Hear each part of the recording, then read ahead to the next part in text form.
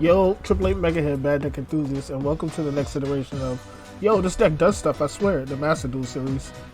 But all jokes aside, we're here today with a deck that I've known to be called one of the worst recent decks of all time.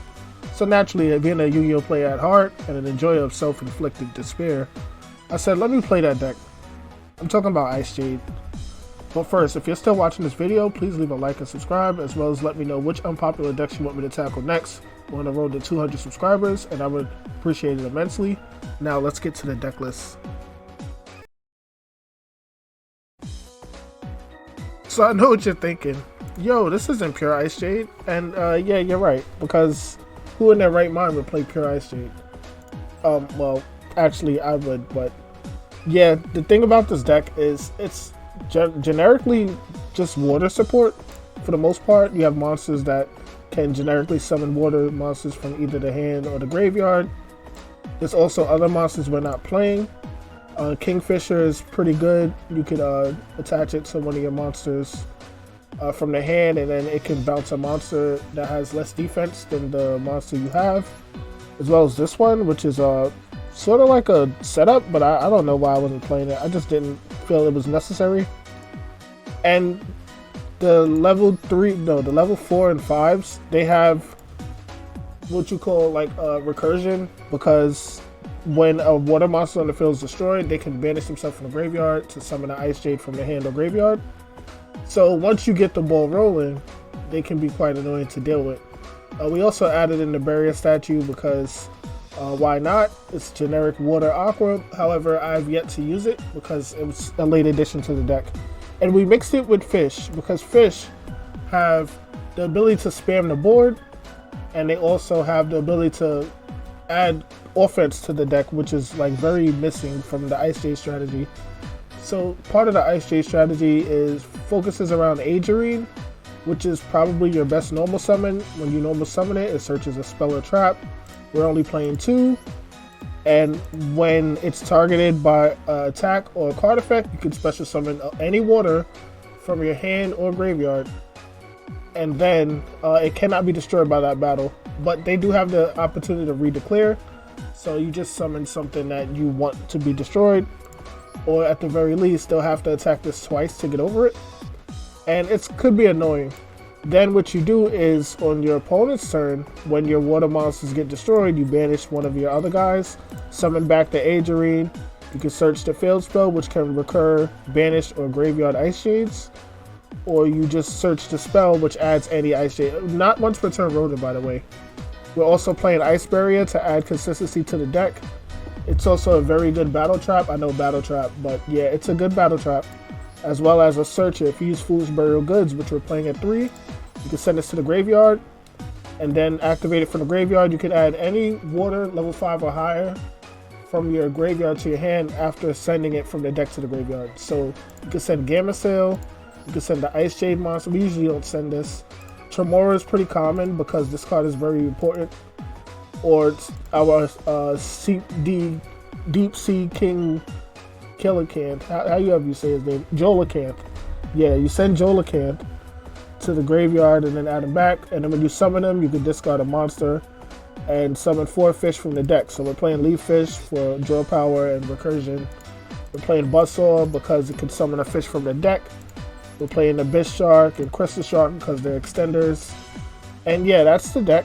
We're also playing Spanky Panky because he's just a good card, and Call by the Grave because you better play Call by the Grave. As well as for the extra deck, we're on F0, Toad and Bahamut, 101 and C101. Dugaris can bring back the Jolacanth from the graveyard. We're playing Stealth Kraken, which is probably the best rank 4 aqua water, you name it, in the game. And then it floats into Kraken Spawn. So that's cool. Coral Anemone can bring back any of your 1500 or less waters from the graveyard, which is quite a few of them. And Abyss Keeper can summon Jolacanth from your hand. So there's quite a few plays here. We're also playing the Nash Knight and the Chaos Nash Knight, which can just yoink your opponent's monsters. So yeah, this deck has, because we mixed the Ice Jades with the fish, it has a lot of offensive power, and a lot of defensive power. It still loses to things that are just meta or things that are relentless, but if they give you a turn to play, this deck will surprise them. Also, they don't know what most of the cards do, and that works in your favor. So I'm going to show you guys some replays where we were able to showcase exactly what this deck can do, and after that, you guys let me know if you think it's a good or not. So let's get to the replays.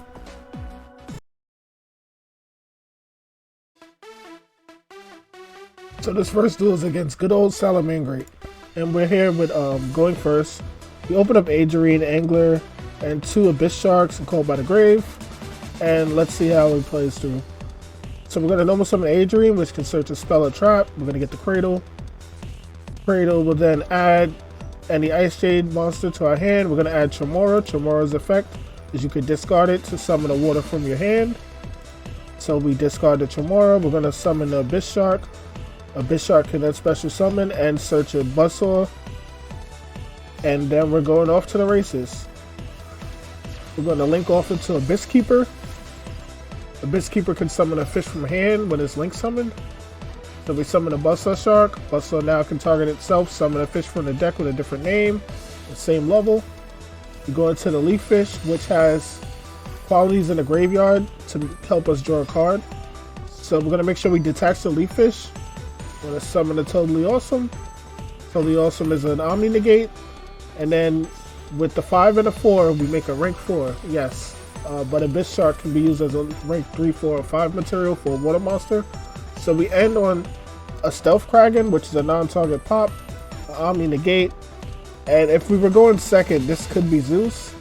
But it's not, and I'm pretty sure we cut Zeus. But Called by the Grave. This is fairly decent. Not overpowered, but it's something. And now we're going to go Salamangreat Circle, get the Gazelle, Pot of Desires. I don't know what he's digging for. I don't care. Give me the desires. My desires. So we use our Toad, put the Leaf Fish back in our hand because it can send a card from deck to graveyard next turn. He pitches the Mare for the Jaguar. Specials the Gazelle. Right away we're going to pop the Gazelle. He summons the Fowl. We decided to pop the Fowl instead. He sends the Jaguar to the graveyard, summon the Balinx, and we're going to call by the Jaguar so that he can't special it, but he still has the extender in hand. So he goes Splash Mage, then he goes into Fowl, into Lingaribo, into Transcode Talker, summon back to Splash Mage, into Access Code Talker, and at this point we're fine. Like, no worries. Stealth Kraken floats. You gotta pop it. It's also not once per turn, so if he allows us to float back into it, we can pop him again. He's gonna max C us because he knows we're about to special summon.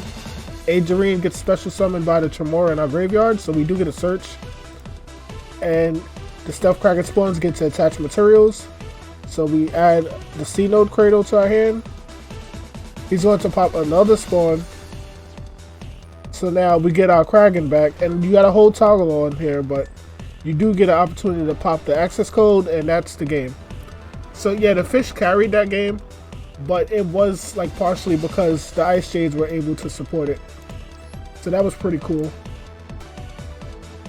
So this next duel, we're going up first against Thunder Dragon, and we open up Spanky, Cradle, Imperm, Abyss Shark, and Tanola, and let's see how it plays out. So we're going to go Cradle for Adrian, because why not? Adrian will then add Spell Trap. We're going to get another Cradle, because it's not once per turn. Cradle will then get us Tremora. I'm going to use the Tremora, summon a Tanola, use the Abyss Shark, special summon, add a fish, and we're off to the races here. Going to make Stealth Kraken and set the Imperm. This looks like it's not much, but in reality, Adrian, if targeted by an attack or a spell or trap or monster effect, will allow me to special summon a Ice Jade from the grave. And Stealth Kraken is a non-target pop and a burn and turns all his monsters water, and we have Imperm. So 2 interruptions with potential extender and a little bit of burn. And he's going to go into Dragon Matrix, so right away I pop it because that was his normal. Dragon Matrix into Dragon Matrix, but now he has access to Colossus, so he's going to special summon back to Dragon Matrix with the Hawk. Goes into Colossus, kills the Kraken, but the Kraken will float into 2 spawn. So 2 spawns summon. He sets 2 and passes.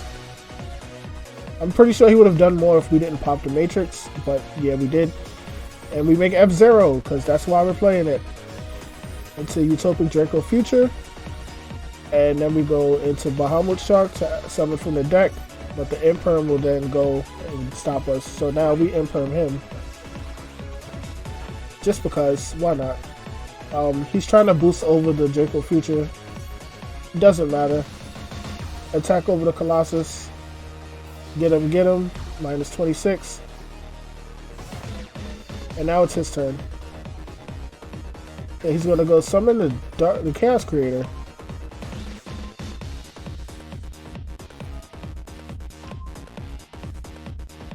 Alright, then he goes to Lord, banish the Dragon Dark to summon the Thunder Dragon. I'm thinking he already has Thunder Dragon Fusion, so I didn't want to do anything. So he goes Thunder Dragon Fusion into Titan. And now he's trying to just bait me out to negate, so that way he can pop without getting negated. But I'm not going to fall for it, because Thunder Dragon Titan can't pop F-Zero. So there's no reason to negate, unless it's to negate the Titan and steal it. Which won't happen because it can protect itself. But it doesn't matter. So he's not popping. I'm not negating. It's cool. He's going to attack over my other monsters. And he probably should have attacked the Adrian first. But it doesn't matter. So we're still saying Adrian's a real strong card. It just sits there. Summons Spanky and he summons his feet and runs away. So good game for me. Not so good game for you because you lost to Ice Jade. So this last duel is against everyone's favorite birds, Fluunderies. We're going first. We opened up a pretty good hand. So let me just see what happens. We're gonna go Foolish Barrel Goods, send the Ice Barrier. Ice Barrier will then mill from the deck. The Killicamp or the Jolacamp. And then we'll go Leaf Fish. He's gonna Imperm us. Of course, we go Cradle. We add the Tremora. Tremora will then summon the Jolacamp. No, it summons the Tanola. We go into Abyss Keeper and then summon the Jolacamp. We did this for the extra zone space, I believe. So we go into 4 fish from the deck. Into Bahamut Shark. Into Totally Awesome. And yeah, this loses to Nibiru, but just tell your opponent that they don't have Nibiru and then they don't have Nibiru. And what do the birds do? He's going to go Pot of Duality, so I know he's on birds. I'm going to allow the pot because I'm not a lunatic. And yeah, Ice Joe's too strong. Ice Jade best deck. So my final thoughts on the deck is this deck kind of surprised me. I thought that it was going to be like extremely unplayable, terrible, bad. And it's almost that. But adding the fish to the deck did add some substance to it, because just pure Ice Jade doesn't do anything, at least until the new support comes. And from what I've seen, the new support doesn't do all that much either, but it just adds a little bit more defensive to the already defensive deck as it is. So it might still need to be mixed with another water archetype. However, it looks like that's the way they were intended, just because of all the generic effects on them. So I guess it's okay. Ice Barrier is a cool card. The battle effect of it is pretty cool as well, if it doesn't get popped. But other than that, the deck is pretty cool, so try it out. Yeah, a lot of these cards are expensive if you don't want them out the new water pack. And this card took me forever to pull from the legacy packs, but we did it. And I always wanted to build fish, but I said I wasn't going to craft this card until I pulled it from the legacy pack. So I didn't craft it at all, and we were able to build the deck. I do want to see how good this card is in the deck. It's not searchable. I was thinking about running 3 of them, but yeah, it's not that important. And Spanky adds a good amount of pressure to going second in the deck. But other than that, you have like quite a few extenders. So honestly, this may or may not be cuttable. However, that's just my opinion on the deck. and I do think it's pretty cool, pretty fun. And remember, if it works for me, it could work for you. Peace out.